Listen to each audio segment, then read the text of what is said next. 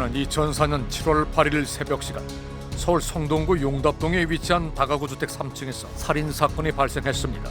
사건의 피해자는 집주인 부부의 12살 딸과 함께 살던 지인인 32살 여성이었습니다. 집주인 부부의 지인인 박은희 씨는 건넌 방에서, 부부의 딸 연우 양은 안방에서 각각 숨진 채 발견이 됐습니다. 열몇 군데 집있을 거예요. 그다음에 꼬마애는 완전히 그냥 이 집에 새들어 살던 박은희 씨 역시 전부 18군데를 찔렸습니다. 그중 치명상은 심장 부위 자창. 그런데 박 씨의 양손에서는 연우 양과 달리 방어흔이 확인됐다고 합니다. 이날 집주인 부부는 연우 양을 재운 뒤 밤 10시부터 1시간 간격으로 외출을 한 것이 확인됐다고 합니다. 그로부터 3시간 뒤에는 연우 양의 아버지가 귀가를 했지만은 안으로 들어갈 수 없었습니다. 집 안에서 잠겨 있었다는 현관.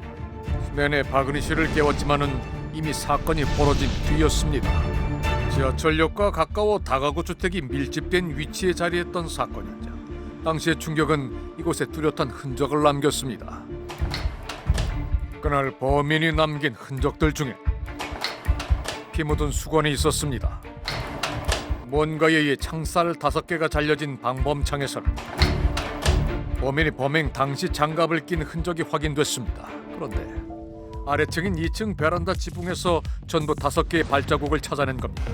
그 흔적을 통해 범인이 아래층 지붕을 걸어와 열린 베란다 창으로 침입했다고 본 경찰. 이웃들의 생각처럼 범인은 인접한 이웃 건물의 옥상을 통해 아래층 지붕으로 접근한 것으로 추정됐다고 합니다.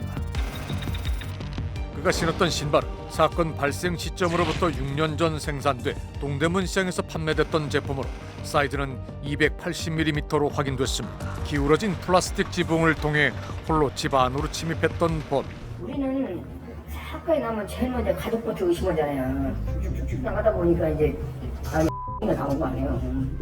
당시 수사를 통해 유력한 용의자로 부각된 인물은 숨진 박은희 씨의 전 남자친구였던 오창식이었습니다. 그는 다수의 가택 침입 절도 전과가 있는 인물로 박 씨와 교제할 당시 2번 이상 사건이 발생한 3층 집에 방문했다고 합니다. 경찰은 오창식이 전 연인인 박 씨를 살해하는 과정에서 자신의 얼굴을 아는 연우 양까지 숨지게 한 것으로 판단했습니다. 실제 그런 경찰의 예상은 적중했다고 합니다. 이렇게 고통스럽게 하느니 빨리 보내주고. 오창식의 모든 범행을 순순히 자백했던 겁니다. 맨몸에 무의만 입은 채 훔쳐온 오토바이를 타고 피해자 집에 침입을 하게 됐습니다.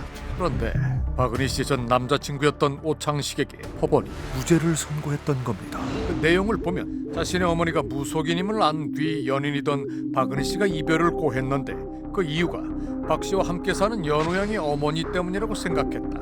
그래서 연우 양의 어머니를 살해할 결심을 했다는 겁니다.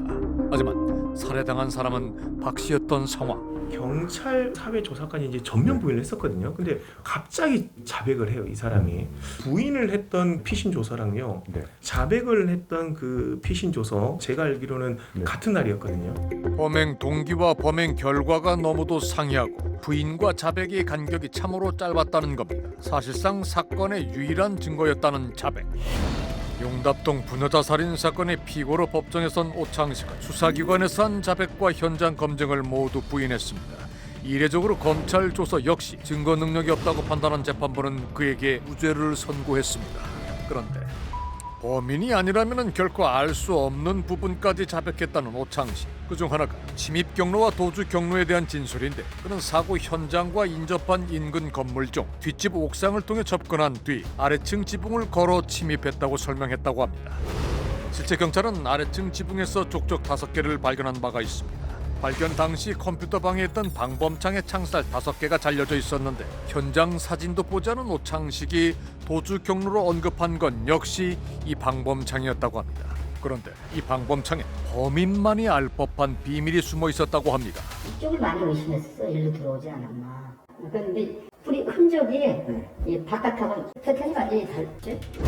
범인이 절단한 창살은 총 5개인데 잘린 단면을 자세히 살펴보자 창살 2개는 외부에서, 또 나머지 3개는 내부에서 잘린 것으로 판단됐다고 합니다. 이웃집들의 옥상을 통해 접근한 뒤 침입을 위해 컴퓨터 방 창문에 방범창 창살 2개를 끊었는데 집안에서 개가 짖었습니다.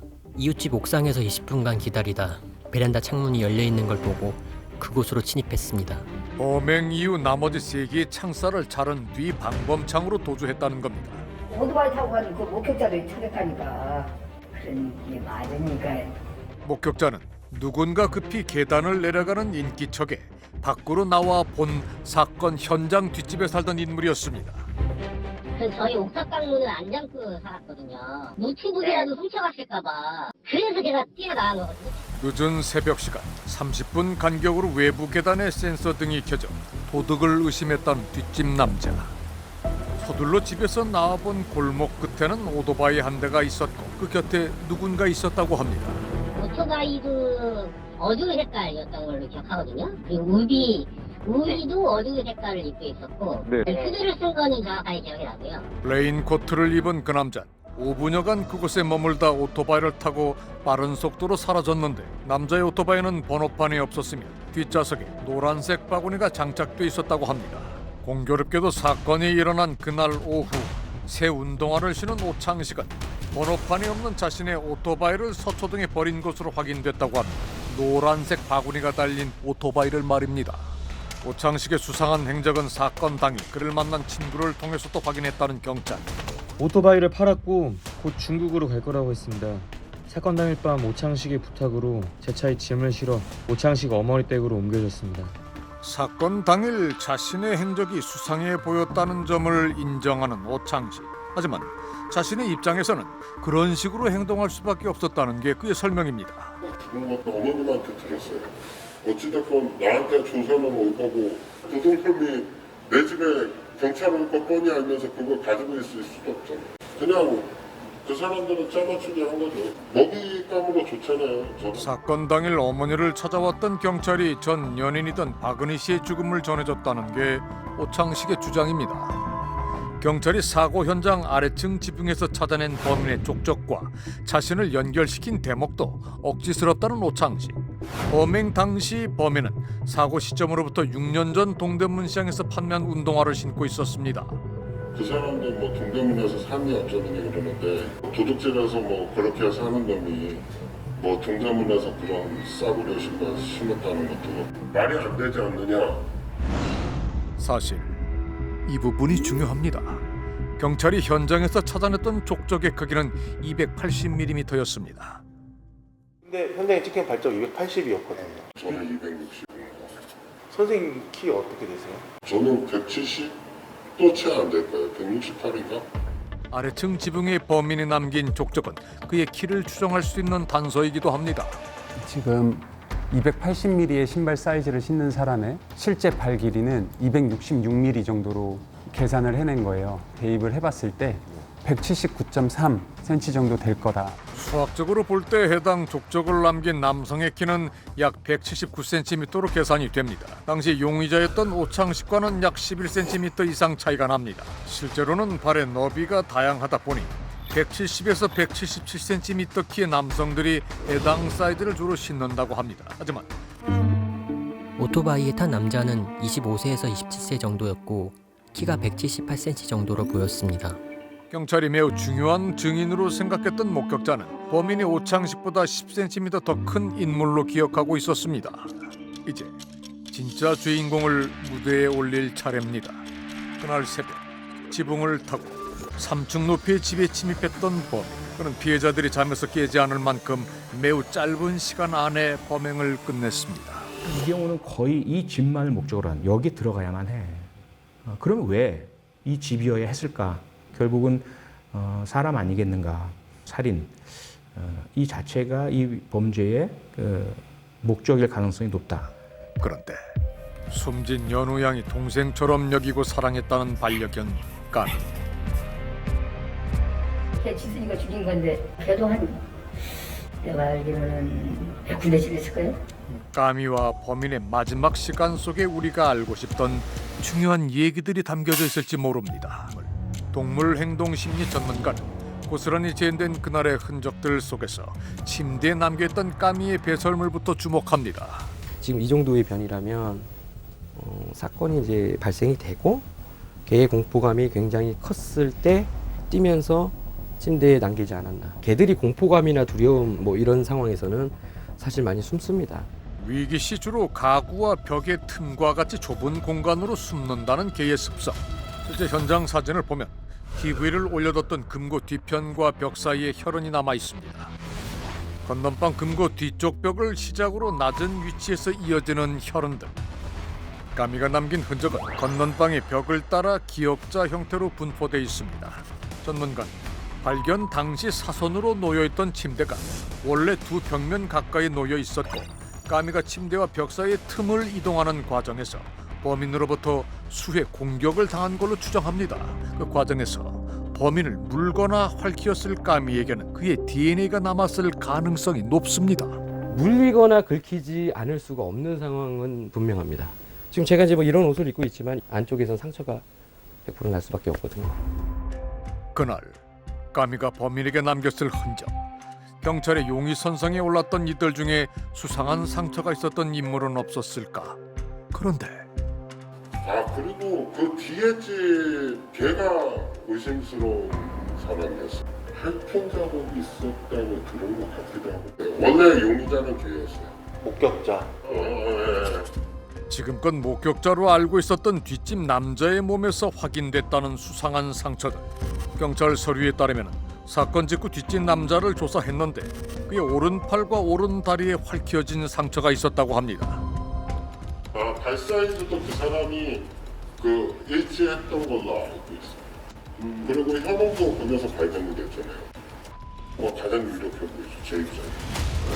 현장에 남은 족적과 뒷집 남자의 신발 사이즈도 정확히 일치했고 남자가 살던 옥탑방을 경찰이 루미놀로 검사했는데 혈흔 반응도 나왔다고 합니다. 이는 확인이 필요해 보이는 흔적입니다. 혹시 그 발코니가 몇이세요? 앞서 봤듯 현장에 남은 범인의 족적은 280mm입니다. 사건 당시 몸에 나있던 상처에 대해 묻자 망설임 없이 설명을 시작하는 이정진 씨. 손에 상처가 난 게 있어요. 그래서 이제 이게 뭐 그런 과정에서 상처가 일어나잖아요. 근데 이게 저희 옥탑방에 밖에 있는 화장실. 그 손대가 철로 돼 있어요. 거기가 부러져 있어서 거기에 베인 상처거든요. 그 역시 경찰이 자신의 화장실을 루미놀로 검사했을 때 혈흔 반응이 나와 놀랐다고 합니다. 어쩌면 남겼지만 참 어머니 놈을 체포해가지고 또 난리가 난 거예요. 형사들 80%가 미림 나오면 혈흔 반응 다 해고하는 거야. 치료를 갔다가 이제 국립과학소 연구소 가서 그게 안 나와버린 거야. 사람 피가 아니야. 루미놀 검사는 혈액 중 적혈구 속에 있는 철분이 루미놀에 반응하는 원리를 이용해 혈흔을 찾는 방법입니다. 즉 혈액만이 아니라 철분 성분이 있으면 무엇이든 반응을 일으킬 수 있는 겁니다. 원점부터 다시 살펴봐야 합니다. 자르다 보니까 저쪽이 지금 보이는 거죠. 그렇죠. 훨씬 쉽게 들어갈 수 있다라고 생각을 한 것 같아요. 그렇죠. 돌아갔어요. 네, 애가 자고 있기 때문에 여기는 시도를 안 한 거고. 복잡해 보였던 범인의 침입, 권일영 교수의 생각을 따라가 보니 명료하고 단순하기까지 합니다. 돌아간 이유를 알겠어요. 이 집 구조를 잘 모르고 있는 애야. 옥상으로 와서 보니까 안방엔 아이가 혼자 자고 있어서 깰까봐 침입 시도를 하지 않고 보니까 여기 지금 창문이 열려 있는 곳에서 시도를 했는데 들여다보니까 저쪽 반대편에 쉽게 들어올 수 있는 지금 상황이 보인 거죠. 그래서 막상 가보니까 굉장히 위험했던 거예요. 그래서 범행을 다 끝난 다음에 굳이 또 그렇게 많은 길을 돌아가기보다는 이미 2개를 잘라놓았기 때문에 저쪽으로 나갔을 것이다. 이 집에 꼭 침입해야 했지만은 이 집을 와본 적은 없더니 반려견 까미와 현장 상황을 종합해 볼 때 범인은 이런 인물이라고 합니다. 분명히 경험이 있는 사람, 그리고 상당히 그 내면에 많은 억눌린 분노가 있고 잔혹성을 가지고 있는 그러한 그 잔혹성이 그 한 건으로 그칠 가능성은 거의 없다라고 봐야 되겠죠. 연쇄 살인마들에게서 보이는 과도한 잔혹성을 지녔다는 법 때문에 현재 교도소에 있을 가능성이 매우 높다는 게 전문가의 판단입니다. 근데 지금 발견이 80이었거든요. 78 정도 났던 것 같아요. 외소하지 않았던 걸로 기억을 하는데